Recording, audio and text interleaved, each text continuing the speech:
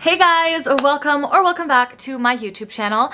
I'm Rosa, and if this is the first time that you're seeing my face, then welcome. It's so nice to have you. In this video, I'm going to be sharing with you my breakdown, my summary, my own personal interpretation of Neville Goddard's 5th book. Damn, we're already on the 5th book. The series is flying by. So this is book number 5 out of 10. If you guys have not watched book number 1, 2, 3, or 4, then I have a playlist on my channel called Neville's Book Series, which I will also link in the description of this video. So if you have not yet watched those videos, then I recommend that you do so before watching this one. So once again, the disclaimers are the same, which is that I am not claiming any of these teachings to be mine. These are Neville Goddard's teachings that I am summarizing and also sharing my own interpretation of. I am not Neville Goddard. I am Rosa. I am my own person. I have my own beliefs, my own perspective, my own opinions that I will be sharing with you guys as I break down and summarize Neville Goddard's 5th book. And I hope that it really helps you, whether you're refreshing your mind and you've read Neville's work, whether you don't want to read Neville's work and you're just curious what his teachings are and you want a more modern day approach or explanation or breakdown of his teachings, then this is the right place for you. I'm also doing these kind of videos so I can come back to them in the future and really remind myself of the teachings, because humans can be forgetful at times and we forget the most fundamental, basic principles that we want to live by, which is why we need that constant repetition, the constant persistence in the new story and the new life that we're creating. So that's my goal for this video. I hope you get the value that you need. Now let's jump right in, shall we? So in the foreword of this book, which by the way, guys, I got my notes over here as per usual. Don't mind me, I'm going to be looking down. So in the foreword of this book, he states that this book is about clearly defining the road to realizing your desires. He also says that your personal application of doing this work and gaining success in doing this work is going to be the proof to you, is going to prove far more convincing than all of the books that could ever be written on the subject. Basically, take matters into your own hands. Don't just listen to the concepts, don't just hear the material, but actually apply the teachings that I'm going to be sharing today and see the wonders that it works in your own life. Only by seeing the results that you start to see from actually implementing the things I talk about will you be able to strengthen your own conviction in the law and start to see miraculous things unfold in your life. So this book is a shorter one. It's only 4 chapters, and those chapters are the law and its operation, sleep, prayer, and spirit feeling. So let's jump right in to chapter 1 called Law and Its Operation. So the law that he speaks about here is the law of consciousness, and that law states that the world and all that is within the world is man's conditioned consciousness objectified. Whoever you feel yourself to be is how you will be and is how you will experience the external world. As within, so without. It's in this book and this chapter that he specifically starts to talk more about the conscious mind and the subconscious mind. So he says, to intelligently operate the law of consciousness, it is necessary to understand the relationship between the conscious and the subconscious. So let's distinguish the two. So we've all heard about the conscious and the subconscious mind. Let's hear how Neville breaks down these two concepts. So the conscious mind is personal and selective. It is the affect. It is the male or masculine aspect. It is the impressor, and it is the aspect of our brains that generates ideas. While the subconscious mind is impersonal and non-selective, it is the cause. It is the female or feminine aspect of ourselves, of our brains. It is the receptive, so it receives impressions, does not impress, it receives the impressions, and it takes the ideas generated by the conscious and gives them form and expression. So the subconscious mind expresses all that is impressed upon it, which is why it's so important that we're conscious about what are we feeding our subconscious mind at all times. Because our subconscious mind, again, it's non-selective, meaning it doesn't choose what it takes on, it just takes everything on. Through man's ability and power to imagine and feel and choose the idea that he will entertain, man has control over his reality. So he's saying that you gain control over your subconscious mind through gaining control over your ideas and feelings, which you can conjure up through the conscious mind.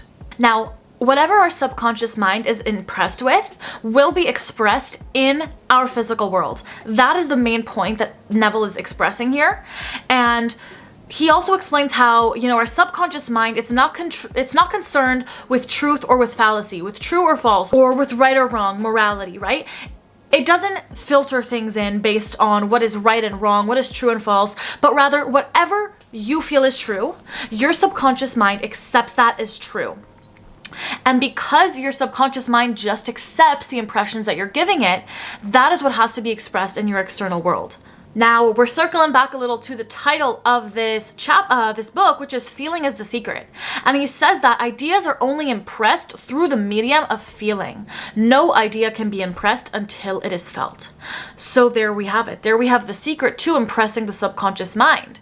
It is through conjuring up a feeling of the wish fulfilled, a feeling of already being that which you desire to be. Not, I'll have it in the future, not maybe I'll manifest this, maybe I won't. This is who I am, and feeling it to be so right now so that you can see it being expressed in your 3D. He's saying that that is how you make the impression. The man who does not control his feelings may easily impress the subconscious mind with undesirable states. Now, I know this is where people get the most tripped up when it comes to manifestation, when it comes to controlling our feelings, controlling our emotions. Because we're human beings, right? We have emotions, period. There's no way around that fact that we have emotions, and we should not suppress those emotions. And Neville's not saying to suppress our emotions, but he's saying to not dwell in them. The way that I interpret what Neville Goddard is saying is that we must be able to express our emotions, express the way we're feeling, in order to release it from the body, in order to release it from the subconscious mind, because the body is the subconscious mind, right?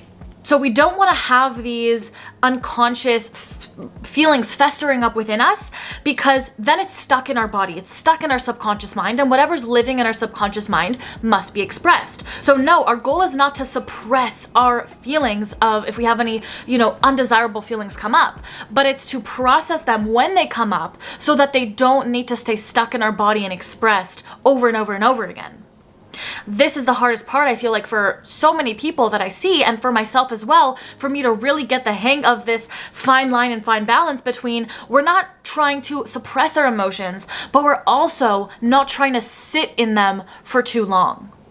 We need to be able to see our emotions for what they are, see them objectively, detach ourselves, the ego, the higher self, the soul that lives within us, the God that lives within us, be able to see our emotions without attaching ourselves and our identity to those emotions, right? It's a balance, and it's a practice to get to the state of detaching yourself from your emotions. So he says that we must discipline ourselves to imagine and entertain only such feelings that contributes to your happiness, and not to dwell in the negativity. So a majority of our time should be focused on dwelling in a state that we desire to live in, right? It's all about the state that we're in. The reason we want to manifest anything to begin with is so that we are living in a desirable, happy state, right? We feel like this manifestation, this thing, is going to bring us happiness, is going to bring us the life that we desire. So if we feel that way now, if we already feel the feelings of living in the state we desire, being a happy person,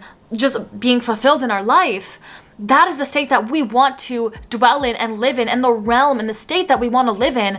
And that's what we call the miraculous world. The world of things just go in my favor. The world of my self-concept is on point because I've built that muscle, because I've trained my mind enough to constantly redirect myself back to the life I want to create, rather than ruminating in the old feelings. The old feelings are going to come up, that's okay, and that's normal. But how long are we staying stuck there? How long are we ruminating and replaying those emotions over and over and over again, to the point where they seep so deeply into our subconscious mind? Or if we ignore them and they stay stuck in our bodies and then manifest because the emotions are so strong. I'm actually writing a mini book right now. It was an ebook, and now it's turning into an actual mini book that I want to print out into physical copies. So I'm super excited about that. So the book is called Becoming a State Shifter, and it's all about this. It's not just about how do we manifest one specific thing, this specific thing, but how do we actually shift ourselves from a paradigm of living in the world of illusions to living in the miraculous world, living in a completely new state where your desires just flow to you with ease, where you are just a happier person overall. And because you're living in this happy state, you attract the things you desire with ease and quickly. So I'm super excited about this book. It's going to be, of course, super inexpensive and linked on my website, www.rahosa.com, or in the description below. So by the time this video is out, if you're watching this about 2 weeks after, it should be available. So go to my site, check out the ebook or the physical copy book if it's available by the time you're watching. I think it will really complete the picture for you, piece together exactly how you can completely shift your state from where you are to living in a completely new world, the miraculous world, the miraculous state, where you just feel good, okay? Had to go on about that because I'm just so excited. I'm currently writing it right now and just so excited to share it with the world. But let's get back to the video. So yes, he says that emotional disturbances and suppressed emotions are the cause of all disease. So to feel intensely about a wrong without voicing or expressing that feeling is the beginning of dis-ease in both the body and environment. If suppressed, it festers up and it creates more. So what we must do is we must feel and express and release our emotions. He doesn't say how to do that in this book, but without going too deep into it, I can give you guys some techniques to use to really release the emotions. I mean, of course, there are many different ways that we can release trapped energy from the body. One way is through breath work, through EFT tapping, which is tapping on different meridian points in the body to really release stuck energy. And there's a whole science to it. There's so much to it that you guys can definitely go out ahead and research in your own time. But I just wanted to offer you something because he doesn't really talk about, okay, but how do we actually release these stuck emotions that are coming up for us so that we don't manifest them? And I feel like this is what people really have trouble with. So that's all I'm going to say on that topic in this video, just because I don't want it to go on forever, but I know it's where a lot of people do get stuck, so I did want to bring it up. So he says to think feeling, very important, only on the state you desire to realize. So I guess even when the emotions do come up, because inevitably they do come up, we don't just instantly want to switch it to the positive all the time, at least. Sometimes if it's a very strong emotion, we do want to go through that process of releasing it, but not staying in that space for too long. A majority of our focus, 95% of our time, our focus should be, our consciousness should be, and our feeling state should be focused on feeling happiness. Feeling as if we're living in the end desire that we desire to live in. The more we feel in the desired state, the desired reality, the desired thing we're trying to manifest, we feel like it's here now. We feel the emotions, we feel the environment, we feel as though that's us. That's what calls it towards us. That is what manifestation is. That is why feeling is the secret, because we want to get ourselves in consciousness, in heart, to feel like we're there. Like there's no separation between where I am now and the thing I desire. I am already there. We're not gonna be there. We are there in consciousness. Consciousness precedes manifestation. And he's saying that through feeling is the way that we get it into our subconscious mind. And getting it into our subconscious mind is the key to having our desires be manifested. So the subconscious mind faithfully serves man and has no right or wrong. It simply takes on what you are conscious of and says, yes, here you go, your wish is my command, right? So he explains in the Bible says, the woman should be subject to man in everything. So it says this in a bunch of places that I'm not going to list out every single one, but he's basically explaining here that the woman here is not actually speaking about a woman, but the subconscious mind, but the subconscious receptive aspect that we have to each of us, whether you are a man or a woman, we both have a conscious and a subconscious. So the subconscious is the feminine and the woman receptive mind, accepting faithfully every command and belief as true from the conscious mind. Going back here a little bit, just to read out my notes, he says, if you dwell on difficulties, on barriers or delays, your subconscious accepts the feeling and processes them in your world. So assume the feeling that would be yours if you had your desire, and once the impression is received, the subconscious works out a way of its expression. So that's like really the main point he wants to get out here, is that our subconscious mind, we don't know how it makes the impression, how it expresses things in this world. The subconscious mind is connected to our higher self, connected to the God that lives within us. It is the subconscious mind's role to project out the things that we desire. It's not our role, not the conscious mind. We cannot consciously control our manifestation coming to us. That is the role of the subconscious. What is our role, though, is impressing upon the subconscious mind, feeding it and telling it what we would like to experience. And this is because we are not experiencing in our life a reflection of what we want, right? We are experiencing and we will find in our external that which we are. So now you may be asking, how do we actually impress on our subconscious mind then? We understand we use the conscious mind in that process, but practically how do we do this? So now he gives us the tool of sleep and prayer to aid you in realizing your desired state. He says these are the two gateways into the subconscious. So these are the next two chapters, sleep and prayer. So I'm going to be going over both of those with you right now. So sleep. Sleep is what occupies 1/3 of our time here on earth. So a big chunk of time. And he says it's the door to our subconscious mind. Our conscious 2/3 of waking life is measured by the degree of attention we give sleep. He calls the state that we use to impress our subconscious mind before sleep the state akin to sleep. You may have heard this. And basically, this is a state where you enter into to enter the subconscious mind and make impressions. Since in this state of the state akin to sleep, conscious and the subconscious are creatively joined. Whatever you have in consciousness as you're drifting off into sleep, he says, is the measure of your expression in the waking 2/3 of life. Your subconscious mind gives form to your desire only when you feel your wish fulfilled. Now he's saying we want to really feel our wish fulfilled as we're drifting off into sleep. So before we're going drifting off to sleep, we want to really feel ourselves to be, as well as feel true of others to be, what we desire ourselves to be and others to be. Now he gives a little practical way that we can go about this. When we're going to bed, he says the feeling comes in response to the question, how would I feel were my wish realized? To focus our attention on this feeling as we're drifting off into sleep. So Neville is saying that we need to really take advantage of those moments as we're drifting off into sleep, because those are the moments where our subconscious mind is wide open, listening to us, open to taking the suggestions that we feed into it. And we're sleeping every single night. So this is an amazing tool. He does state later this isn't the only way, but it's an amazing tool that we have at our advantage for free every single night before we drift off into sleep that we can use to really help permeate our subconscious mind. This is a great time to permeate our subconscious mind, so we might as well use it to our advantage to input the reality we want to experience. The way we do this is we have to ask ourselves, how would I feel if my desire were fulfilled, if I had my dream life, if I had my manifestations, and go to sleep with this feeling in your heart, in your mind, and continue holding it with, it does take some initial discipline, as we'll speak about, to really hold that thought. But that is the key, and that is the goal that we're trying to really get to here. It says that once we're actually asleep, man no longer has freedom of choice, right? Our conscious mind completely goes to sleep. It's only our subconscious mind that's at play here.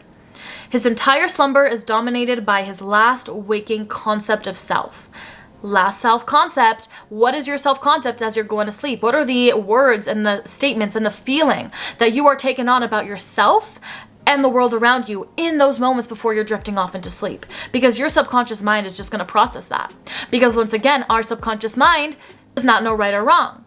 The subconscious mind does not know true or false. The subconscious mind does not know the difference between imagination and reality. So when you tell yourself this new conception of yourself as you're drifting off to sleep, it really begins to permeate your subconscious mind, and you begin to feel like it is true. And your reality begins to mold and form into this new conception of yourself that you are thinking and feeling into existence as you're drifting off into sleep. When the conscious mind shuts down, our logical mind is no longer bing, bing, bing, bing, bing, being active and being annoying, our subconscious can just easily accept what we are permeating into it. He says, the signs follow, they do not precede. The proof of you being that which you see yourself will follow the consciousness first. Now this is important. Do not limit yourself to the past. Nothing is impossible to consciousness. So begin to imagine states beyond experiences of the past. Now, normally, as we go to drift off into sleep, what is our natural tendency? Our natural tendency is to ruminate on our day, to think about the happenings of our past day, right? But Neville is saying here, no, we do not want to be victims to just our past, because if we're constantly living over that cycle, or what if I did this, or the embarrassment, or blah, blah, blah, as we're drifting off into the state of sleep, we're then manifesting it over and over and over again. We are re-permeating it into our subconscious mind. We are solidifying our old self-concept, our old identity again and again and again, rather than taking this opportunity to say, I don't have to be a victim to my past. I'm going to use some mental discipline in this moment when you're drifting off into sleep, in those very permeable moments where your subconscious is wide open. Use them to my advantage to have the discipline to say, no, I am not going to be ruminating and repeating a past story in my mind of who I was today, or the past year, my past life, whatever. I'm going to take this opportunity to really create my new story and focus on it. On page 177, he says, the world cannot change until you change your conception of it. As within, so without. Nations, as well as people, are only what you believe them to be. There is no one to change but yourself. As soon as you succeed in convincing yourself of the reality of the desired state, results follow to confirm your fixed belief. In my experience, when you continue to play out a scenario or play out the feeling of what your desire would feel like or look like or what the scene is, if you start to have dreams about that scenario, that dream, or your manifestation coming into fruition, you know you've done a great job at impressing the subconscious mind. If you wake up feeling like, oh my God, that's weird, my manifestation isn't here, I like fully feel like this is my reality, that's how you know you impressed the subconscious mind. Because in your mind, you believe it's real. And that is the goal, is to succeed in convincing our subconscious of the reality we desire. That is when reality has no choice but to catch up. He says, you cannot fail unless you fail to convince yourself of the reality of your wish. So that is our goal, right? To convince our subconscious mind of our desired reality. He then says that actions and events of our everyday life, are not the causes, but are rather the effect of our subconscious mind. So our actions that we take throughout our entire day are determined by our subconscious conception of ourselves. This is a bit of a confusing thing to explain, but I'll try my best. So I'm going to read it and then I'm going to explain. He says, free will is only freedom of choice to choose the kind of mood you assume, but the expression of the mood is the secret of the subconscious. We have an illusion of free will because we think that we control the act that we're doing, but our subconscious mind is the cause making you act, so we start at the subconscious level for real change. So here he's basically saying, in our everyday life, the way that we act, we shouldn't look at the way that we react or act in situations to determine our free will. He's saying that things that happen in our external world, that is not free will. We'll always automatically react based on our current conception of ourselves. Instead of trying to control your reactions, you must first control your subconscious mind, because your subconscious mind is the cause and your actions are the effect of your subconscious beliefs. Every action and event of the day is predetermined by your concept of self as you fell asleep. Your only freedom then is your freedom of your reaction. So choose how you react to the drama, but the drama, so the circumstances, the actions, the events of your day are all predetermined by your concept of self as you sleep. He says, do not waste one moment in regret, for to think feelingly of the mistakes of the past is to reinfect yourself with the old story, right? Turn from appearances, turn from the 3D world mentally, and assume the feeling that would be yours were you already who you wish to be. So you get to create yourself every single night. You really get to change your story, change your identity, and declare yourself to be that who you wish to be every single night. He ends off the chapter by saying, through your ability to think and feel, you have dominion over all creation. Sleep is the door to heaven.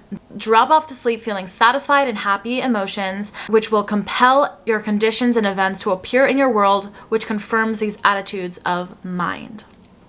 The third chapter is called Prayer. He states that prayer is also an entrance into the subconscious. But to Neville, he explains prayer a little bit differently, and we kind of spoke about this in the previous chapters, or the previous books, I mean. But prayer is actually what we would consider today to be just a deep state of meditation. It is getting into that theta brainwave state, similar to the state akin to sleep. It's where your brain is still in that, not quite asleep, but also not fully awake. So your brain is in that theta brainwave state. And it's also called the God state or the void state, where you are completely detached from the body and consciousness has full dominion. He explains it as an illusion of sleep, diminishing impressions of the outer world and the mind more receptive to suggestions from within. Prayer is not so much what you ask for, but how you prepare for its reception. Believe your prayers are already realized. So once again, it's not about asking a man in the sky, oh my God, God, can you please deliver me this thing? I really want this thing. Please, please, please. Why is it not here? That's not what prayer is. Prayer is feeling like you already have the thing. It's not waiting for it. It's not asking for it. It's declaring it or feeling it to be here already. That is what he calls prayer. The only difference he is saying here between the prayer and the state akin to sleep is that state akin to sleep is before you go to sleep. Prayer can be done, and this can be really done any time of day though, right? This whole thing that we're talking about in this whole video, this could be done at any time, not just before you go to sleep. He says it's an art of yielding to the wish, not forcing the wish, but yielding to the wish, because feeling will always express itself without any effort. So to successfully yield to the wish, we want to lay back and create a passive state, a meditational state similar to the state akin to sleep, where the mind is turned from the objective 3D world and turned to the inner world. And here he states a little bit of a step-by-step on how we can create this state for ourselves. So he says an easy way to create this passive state is to relax in a comfortable chair or bed and think to yourself, I am sleepy. And you repeat, I am sleepy, I am sleepy, I am sleepy, until you are no longer inclined to alter your position. Even if you're uncomfortable, you're just like, okay, I'm chilling. Like I'm in the state where I like no longer feel the need to move. And when this state is reached, you then begin to imagine like you have realized your desire and feel like what it would feel like now. Now, he says that this degree of passivity is not essential to the realization of your desire. So getting into this deep meditative state, not essential, but it is a tool and a really strong, powerful tool that you can use to access the subconscious mind. He then leaves us off with a beautiful message, which is that all you can possibly need or desire is already yours. As the end is accepted, you become indifferent to possible failure. So once you truly understand and know that you have declared and decided your reality, you're no longer doubting, you're no longer questioning, because you know that the thing you desire, the end result you desire, is already yours. He says when you come out of this prayer state, you come out of this meditative state, it's as if you were shown the happy ending of a movie already. You know how the movie ends, right? You lived it in the meditative experience. You know what it feels like. You felt that feeling. So once you come out of that state, regardless of anything that happens in your 3D world, any anticlimactic sequences that happen to you in the external, you remain calm. Why? Because you saw the end of the movie. You know what's to come, and you are secure in the knowing that the end is perfectly defined. That is the level we want to be at when we are exiting out of this state. Okay? Now, chapter 4, the last chapter of this book, is a short one, and it's called Spirit Feeling. Once again, here he is reiterating the spiritual power of feeling. Okay, so we want to get into the spirit of the state of desired by assuming the feeling that would be yours were you already the one you want to be. Just recapping once again, how many times are we going to hear it before we actually do the work to feel like it's ours, right? That's why he says in the beginning of the book, it doesn't matter how many times I tell you this. I'll tell you this a million times, but it's really with the repetition of actually implementing the work that you reap the results, feel the results. But again, the repetition is always good. It's always important, which is why I'm more than happy to be doing these videos. And even for myself to like come back and watch these videos again to refresh my mind, because we can be forgetful, you know, like we need to constantly remind ourselves of this truth and come back to this truth. So we need to relieve all effort to force, stop trying to force the 3D, stop trying to force our desire, because we need to know it's already done. We need to have that faith. We need to have that knowing. He says, Jesus found it not strange to do the works of God because he believed himself to be God. With the quote, I and my Father are one. If you guys watched the earlier books, you know what that means and where that's from. Since Jesus believed himself to be God, it is natural to do the works of the one that you believe yourself to be, right? If I am God, I am all loving, I am all sharing, I am all good, I am all powerful, and you have that conception of yourself, you believe that to be true of yourself, then you're limitless. Then you believe in consciousness And once you believe in consciousness, it's only a matter of time before your 3D is expressing what you have conditioned your subconscious mind to truly feel and believe internally. He says, when man believes in the value of the advice given to him and applies it, he establishes within himself the reality of success. So once again, the application. Only if you truly believe in the messages and really feel like there's value in these messages will you actually apply it. And if you actually apply it and see the magic unfold, that is where you will start to see your life completely shift into the version of you that you are claiming yourself to be through the application of this process. So that wraps up the end of Neville's book, Feeling is the Secret. Thanks so much for watching. I hope you got value out of it. If you guys have been watching up until this point, I want you to comment down below. I'm in orange today, so drop an orange emoji, okay? In the comment section down below, letting me know that you made it to this part of the video, that you got value out of this video, and that you're excited to watch the rest of the series. Thank you so much for being here and for watching. I hope you guys have an amazing rest of your day, week, month, year, everything, okay? Sending you so much love. Subscribe to my YouTube channel for new videos every Sunday, Tuesday, and Thursday. And without further ado, I'll see you in my next video. Bye. Love ya.